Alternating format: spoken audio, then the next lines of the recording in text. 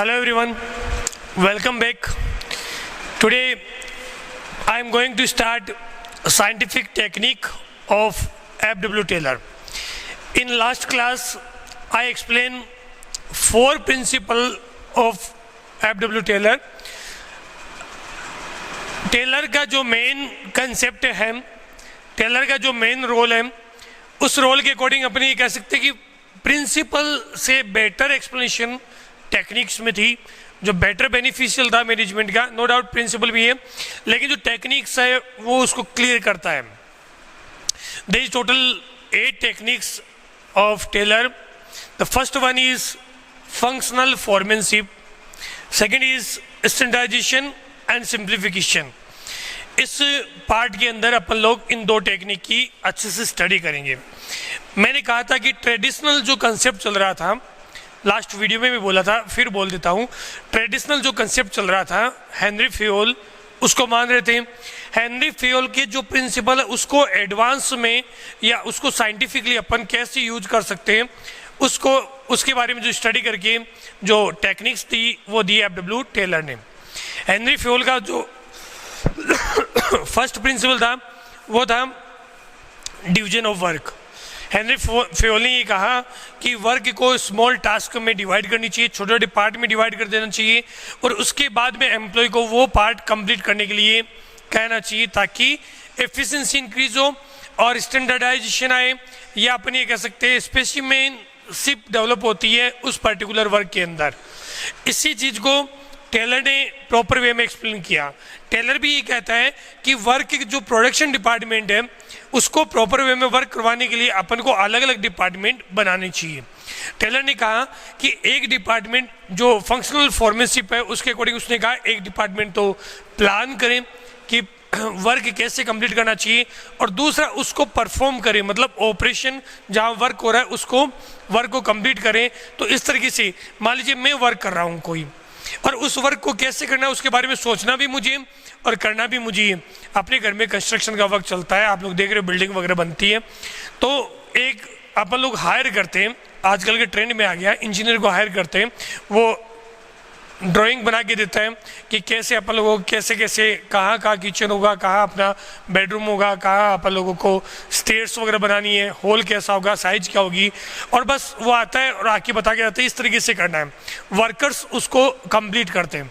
एक ऐसा वर्क था, कुछ टाइम पहले की बात करते हैं, वर्कर्स पहले सोचते थे कैसे करना है, उसके बाद वो करते थे. नो डाउट उनका एक्सपीरियंस था, वो कर लेते थे, लेकिन उसमें क्या टाइम ज़्यादा लगता था. वर्कर ही वर्क को कैसे करना है, कैसे मैनेज करना है, अदर क्वालिटी कैसे रखनी है, क्या क्या करना है, तो उसमें डुप्लीकेशन भी हो सकता है वर्क का. उसके अंदर हो सकता है कि वर्क अपन लोग ज़्यादा वर्क कंप्लीट करें, हो सकता है एक ही वर्क को कंटिन्यू करते हुए चलें, या हो सकता है कि अपना टारगेट कंप्लीट नहीं हो पाए, टाइम पर अपन प्रॉपर वे में मैनेज नहीं कर पाए. इसलिए F.W. टेलर ने कहा कि जो वर्क होगा उसको 2 डिपार्टमेंट में डिवाइड करना है. एक तो प्लानिंग डिपार्टमेंट होगा और दूसरा ऑपरेशनल डिपार्टमेंट होगा.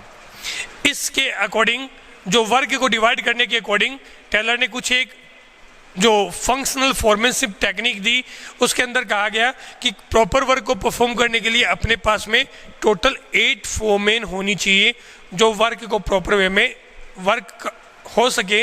इसलिए उन्होंने फॉर्मेनशिप डेवलप की कि टोटल वर्क को प्रॉपर वे में करने के लिए 8 फोरमैन होनी चाहिए.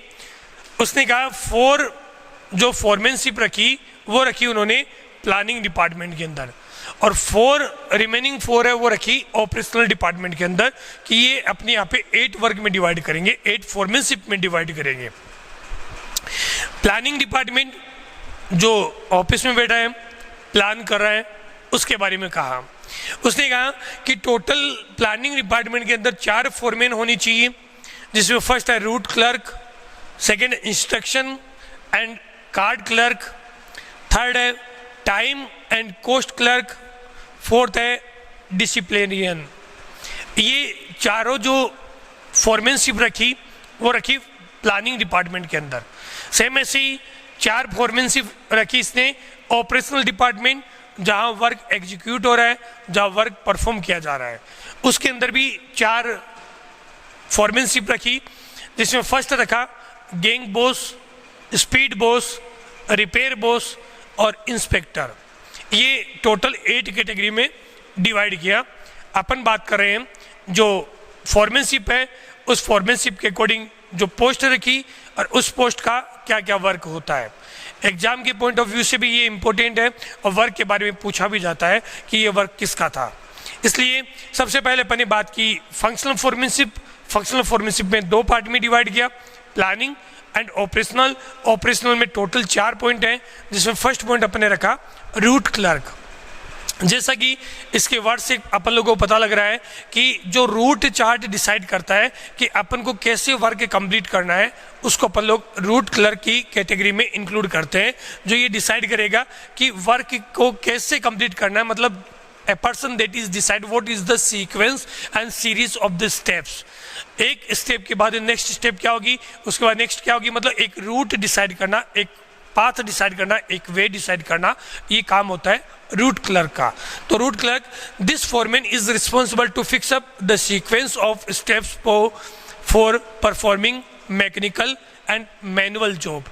जो अपन लोग जॉब परफॉर्म कर रहे हैं उसकी सीक्वेंस क्या होगी, उसकी स्टेप्स क्या होगी, कैसे फर्स्ट वर्क कंप्लीट करवा के सेकंड में कैसे जाएंगे, थर्ड में कैसे जाएंगे। जैसे अपने यहाँ पे घर पे कोई फैमिली फंक्शन चल रहा है, उस फंक्शन में अपन लोगों ने डिसाइड किया कि सबसे पहले अपन लोगों को इनविटेशन कार्ड तैयार करवाने में, आप इनविटेशन कार्ड तैयार करवाओगे, उसके बाद में आप मुहूर्त निकलवाने के जा रहे हो, तो क्या ये चीज़ पॉसिबल है? क्या कार्ड पहले बन सकते हैं? क्या नहीं हो सकता। इसलिए अपन लोगों को पहले ये डिसाइड करना पड़ेगा कि पहले जो अपना वर्क है उसकी सीक्वेंस क्या होगी, फर्स्ट क्या करना है, सेकेंड वर्क क्या होगा, थर्ड क्या होगा। ये सीक्वेंस डिसाइड करने का काम किसका होगा? Route and clerk. जो रूट क्लर्क है वो ये वर्क करेगा। फिर से रिपीट कर देता हूँ, this foreman is responsible to fix up the sequence of steps, मतलब the total steps in divide in different category, and what is the first step and what is the second step, it will be decided by the root clerk for performing mechanical और manual job. यदि mechanical job है, अपन को furniture बनाना है, तो पहले raw material purchase करना होगा, फिर जो लकड़ी है उनको अपन लोगों को कटिंग या उसकी जो लाइनिंग करनी होगी, फिर कटिंग करनी होगी, कटिंग करने के बाद असेंबल करना होगा, फिर उसको शाइनिंग देनी होगी, पॉलिशिंग करनी होगी, फिर उसको तैयार करना पड़ेगा, फिर मार्केट में सेल करने का काम होगा। तो ये सीरीज है, उसको डिसाइड करने का काम वर्क का प्रॉपर वे में कैसे कर सकते हैं, ये रूट क्लर्क के थ्रू ही पॉसिबल है। तो सेकंड है instruction card clerk. Instruction card clerk का मतलब क्या है, जहाँ पर भी प्रॉपर तरीके से अपन लोगों को वर्क परफॉर्म करना होता है, वहाँ पर उसके लिए कुछ एक जनरल गाइडलाइन होनी जरूरी है। जहाँ पर प्रॉपर वे में मैनेज्ड वर्क करना है, वहाँ पे गाइडलाइन बहुत ज़्यादा फायदेमंद होती है। तो जो जनरल गाइडलाइन अपन लोग डिसाइड करते हैं, तो वो गाइडलाइन क्या होगी, उसके लिए इंस्ट्रक्शन क्या होंगे, एम्प्लॉय को क्या क्या इंस्ट्रक्शन अपन को प्रॉपर वे में देने हैं, ये सारी इंस्ट्रक्शन, रूल, रेगुलेशन और गाइडलाइन, ये सारी चीज़ डिसाइड की जाएगी इंस्ट्रक्शन एंड कार्ड क्लर्क के थ्रू डिसाइड की जाएगी। थर्ड फोरमैनशिप में रखा गया time and cost clerk. Time and cost clerk, ये दोनों वर्क एक ही पर्सन को इसने असाइन किए। टाइमिंग का मतलब यहाँ पर है कि अपन लोगों को वर्क यदि कंप्लीट करना है, जॉब कंप्लीट करना है, तो उसका स्टार्टिंग टाइम कब स्टार्ट करेंगे और कब उसको कंप्लीट करेंगे। तो ये जॉब को स्टार्ट करना और एंड करने का टाइम जो डिसाइड करेगा वो करेगा टाइम एंड कॉस्ट क्लर्क। इसमें टाइमिंग की बात तो जो थी वो मैंने बता दिया आपको, जॉब को स्टार्ट करने का और एंड करने का जो टाइम डिसाइड करेगा, इसलिए इसको टाइम क्लर्क बोला गया। इसी में मैंने दूसरा वर्ड यूज किया है टाइम एंड कॉस्ट क्लर्क। तो ये कॉस्ट वर्ड क्यों यूज किया गया, क्योंकि यही पर्सन क्या करता है, कॉस्ट शीट बनाता है।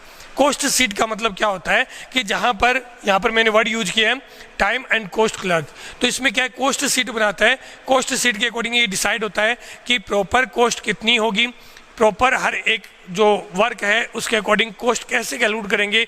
कॉस्ट शीट के अंदर पर यूनिट कॉस्ट कैलकुलेट की जाती है। जैसे ये मार्कर है, इस मार्कर को बनाने में एक मार्कर की कॉस्ट कितनी आई होगी, ये कॉस्ट क्लर्क डिसाइड करेगा। अब उसकी कॉस्ट एडवांस में कॉस्ट की, मुझे ये मार्कर मार्केट में 25 रुपीज़ में मेरा कॉम्पिटिटर सेल कर रहा है, मतलब मुझे भी 25 में ही सेल करना पड़ेगा। इसके लिए ₹2 ₹3 कंपनी का प्रॉफिट होगा, मतलब 22 रुपीज़ तक मुझे इसे कैसे भी तैयार करना है और मार्केट तक पहुंच भी जाए, एडवर्टाइजमेंट भी हो जाए और सेल भी हो जाए, ये सारी चीज़ देखनी है। उसके लिए मैं क्या करूंगा, इसकी पहले कॉस्ट कैलकुलेट करूंगा। रॉ मटेरियल जो मार्केट से अपन परचेज करते हैं, रॉ मटेरियल परचेज करने के बाद वर्कर्स की कॉस्ट आएगी, वर्कर्स की कॉस्ट आने के बाद इसको तैयार करने में क्या कॉस्ट आएगी वो देखेंगे, मार्केट में सेल करेंगे तो क्या होगी। ये सारी चीज़ की कैलकुलेशन एडवांस में करना ही कॉस्ट क्लर्क का काम होता है, वो यही पॉइंट करेगा।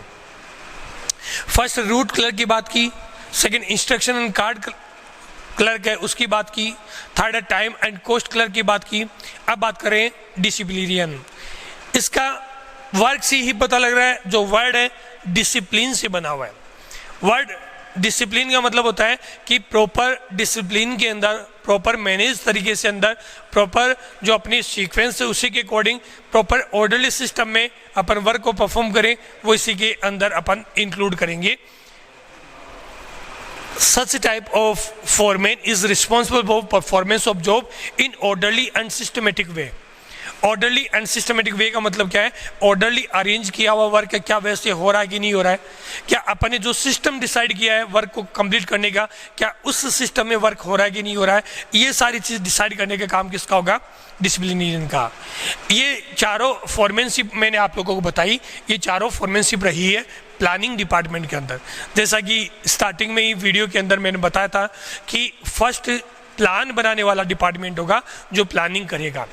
प्लानिंग करने वाला डिपार्टमेंट सिर्फ ये बताएगा कि कौन कौन सी प्लानिंग अपन को रिक्वायरमेंट है, अपन को चाहिए कि सबसे पहले स्टेप डिसाइड करें कि कौन सा वर्क कैसे होना चाहिए, रूट क्लर्क रखा।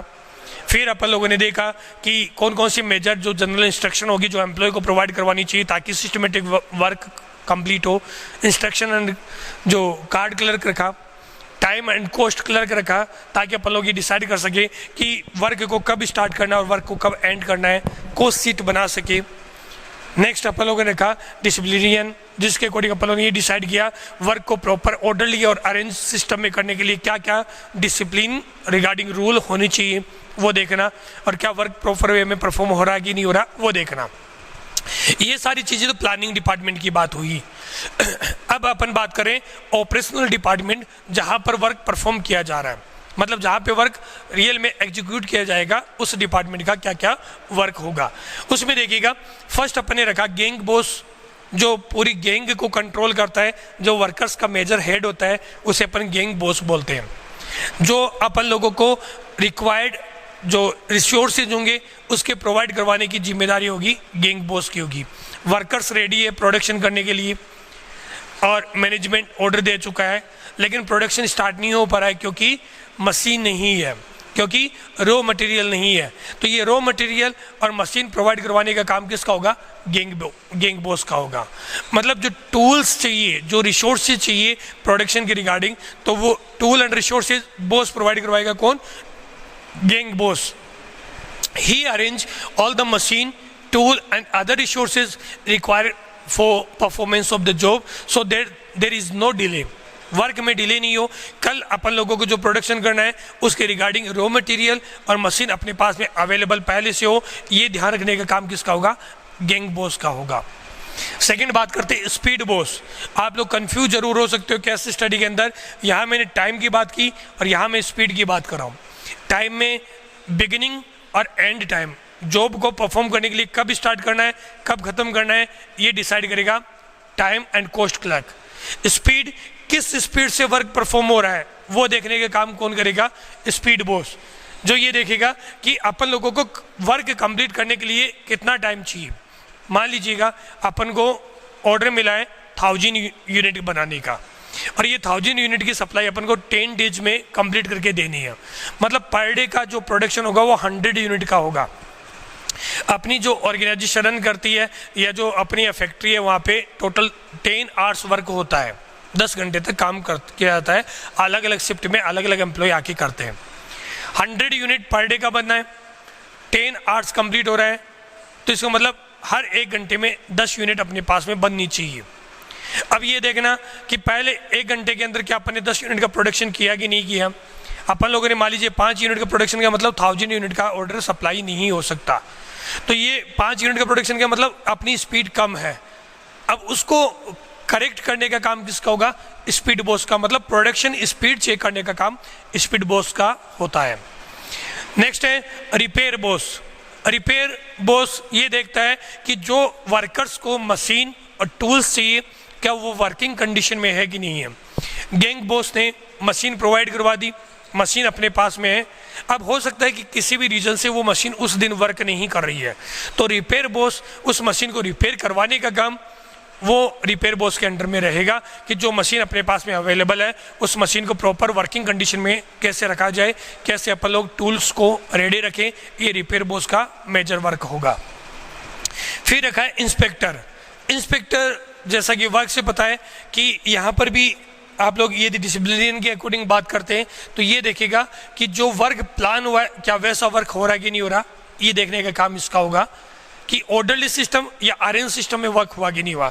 यहाँ पर ये देखेगा कि क्वालिटी जो गुड्स की बात हुई थी, जिस लेवल का गुड्स बनाना, हो सकता है कि स्पीड में वर्क कंप्लीट करने के लिए या ऑर्डर सप्लाई करने के लिए जो अपने क्वालिटी मार्केट में प्रोवाइड करवा रहे हैं उससे डाउन क्वालिटी तो नहीं बनी कहीं अपनी। तो अपन लोग एक सिस्टमेटिक जो क्वालिटी अपने स्टैंडर्ड डिसाइड कर रखा है उस स्टैंडर्ड की क्वालिटी बनी कि नहीं बनी, उस गुड्स की क्वालिटी चेक करने का काम किसका होगा? इंस्पेक्टर का होगा।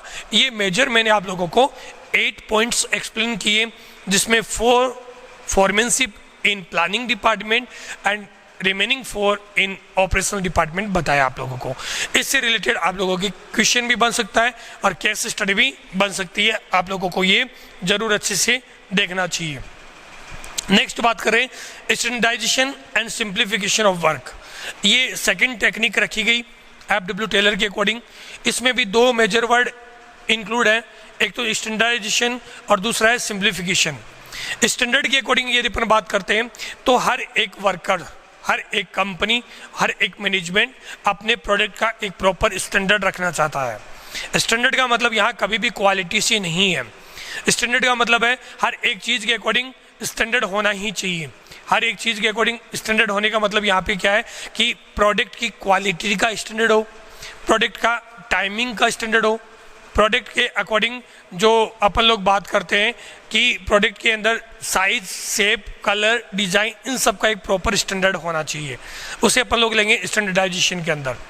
सिंप्लीफिकेशन के अकॉर्डिंग, सिंप्लीफिकेशन के अंदर अपन लोग ये कह सकते हैं कि अपन लोग ज़्यादा क्वालिटी बना सकते हैं, ज़्यादा स्टैंडर्ड डिसाइड कर दें, तो जो बीच का वेरिएशन होता है उनको कैसे रिमूव करें।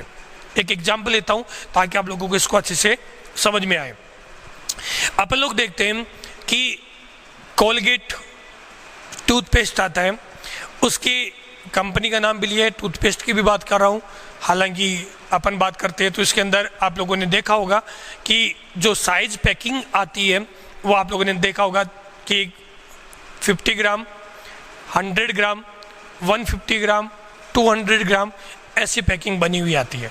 10 रुपये का आता है, 22 रुपये का आता है, 18 रुपये का, या 10 रुपये का 18 रुपये का आता है। उसके बाद वो उसके अकॉर्डिंग जो उसकी कॉस्ट आती है वो 35 के अकॉर्डिंग या 36 के अंदर आता है। फिर उसके अकॉर्डिंग मतलब उसकी एक प्रॉपर स्टैंडर्ड बना हुआ है कि अपन 10 ग्राम का, फिर 50 ग्राम का, फिर 100 ग्राम का।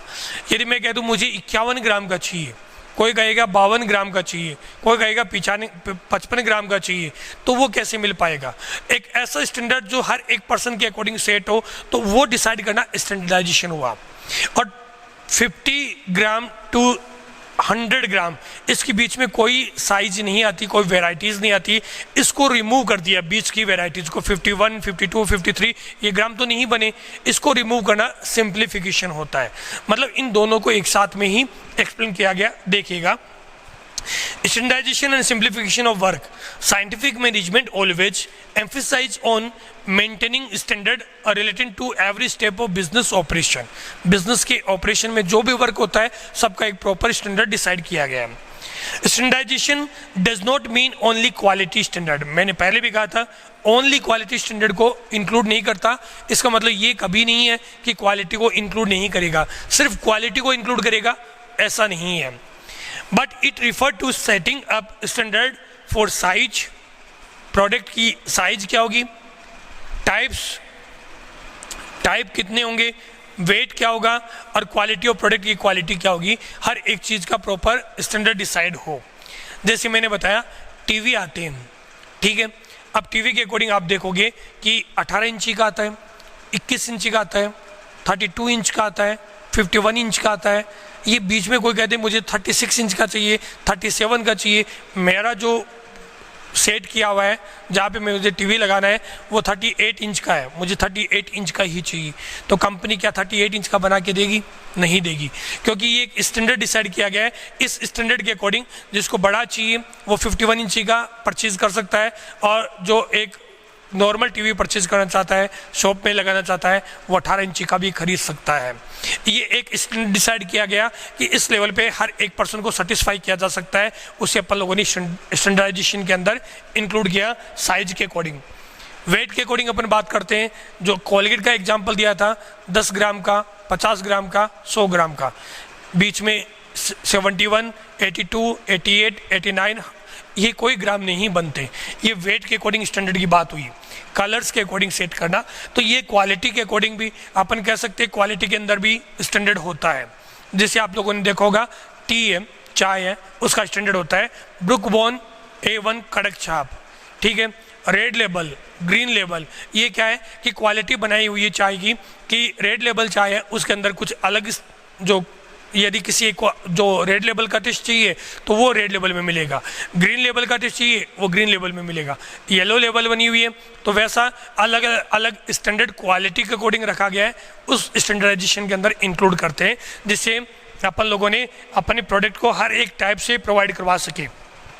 Simplification emphasise on the elimination of unnecessary diversity of the product, unnecessary diversity को रिमूव करना, जैसे मैंने बताया 79 और 80, 56, 42 इनको हटा दिया जाए बीच में से साइज के अंदर। तो ये क्या है, सिंप्लीफिकेशन कर दिया, अननेसेसरी डाइवर्सिफाई नहीं होना चाहिए, एक प्रॉपर स्टैंडर्ड बनना चाहिए, उसको अपन लोग इसके अंदर इंक्लूड करते हैं। अभी अपन लोगों ने इस वीडियो के अंदर 2 मेजर पॉइंट पढ़े, नंबर 1 इज फंक्शनल फॉर्मेनशिप और नंबर 2 है वो है स्टैंडर्डाइजेशन सिंप्लीफिकेशन। आशा करता हूँ आप लोगों को अच्छे से समझ में आया होगा। कोशिश करना हर एक पॉइंट को समझ सकें, क्योंकि केस स्टडी बनेगी, केस स्टडी तभी समझ में आएगी जब आप लोग इस पॉइंट को अच्छे से क्लियर करते हो। आज के लिए इतना ही, thank you, have a nice day.